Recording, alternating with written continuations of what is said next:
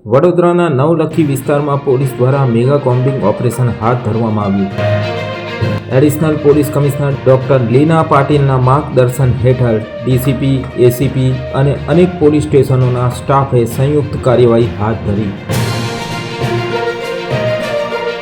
શંકાસ્પદ વ્યક્તિઓ, વાહનોની તલાશી લેવામાં આવી।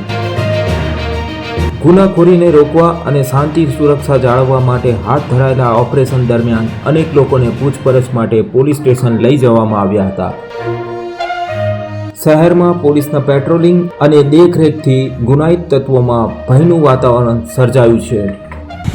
આજે અવાવરૂ જગ્યાઓમાં ચેકિંગનું સાહેબ તરફથી સૂચના છે, જે અનુસંધાને ઝોન 2ની મંજિતા વણજારા છે એમની ટીમ અને તમામ પોલીસ સ્ટેશનના પીઆઈ, એસીપી દ્વારા સૌથી વધુ પોલીસ સાથે અને ક્રાઇમની ટીમ સાથે અમે અહીંયા વિસ્તારનું ચેકિંગ કરવા આવ્યા છે। રવિવારના દિવસોમાં ઘણા બધા લોકો આ રીતના આવી જતા હોય છે, એટલે લોકોની સુરક્ષાને ધ્યાનમાં રાખીને અમે ચેકિંગ ચાલુ કર્યું છે, જેમાં હાલ સુધીમાં પીધેલા ની પણ પકડાયા છે, દારૂનો પોઝેશનનો પણ કેસ અમને મળ્યો છે અને અમે આ લોકોની સુરક્ષાને ધ્યાનમાં રાખીને આ રીતના પિરિયોડિકલી ચેક કરતા હોઈએ છીએ અને કરતા રહીશું।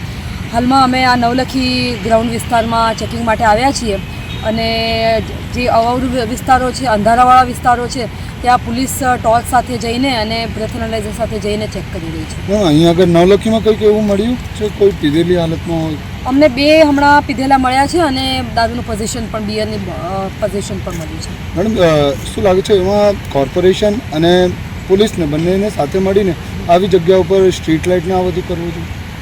સ્ટ્રીટ લાઇટની પણ વ્યવસ્થા હોવી જોઈએ, ઇલ્યુમિનેશન પણ આગળની તરફ છે, પરંતુ આ ઘણું મોટું ગ્રાઉન્ડ છે એટલે એને ધ્યાનમાં રાખીને હાલમાં અત્યારે જે આ મંડપનું થઈ રહ્યું છે એના લીધે પણ લાઇટિંગની વ્યવસ્થા છે, છતાં પણ આ અવાવરૂ જગ્યા છે અને આવી જગ્યાઓ ઉપર લોકો એકલા રૂકલા આવીને બેસે એ સેફ નથી, એટલા માટે અમે અવેરનેસ પણ કરી રહ્યા છીએ અને સાથે લોકોની સેફટીને ધ્યાનમાં રાખીને ચેકિંગ પણ કરી રહ્યા છીએ અને અસામાજિક તત્વો અહીંયા આવીને જો કોઈ આ પ્રકારની પ્રવૃત્તિઓ કરતા હોય તો એના ઉપર પણ કંટ્રોલ રહે એ માટે આ અત્યારે ચેકિંગની કામગીરી ચાલી રહી છે।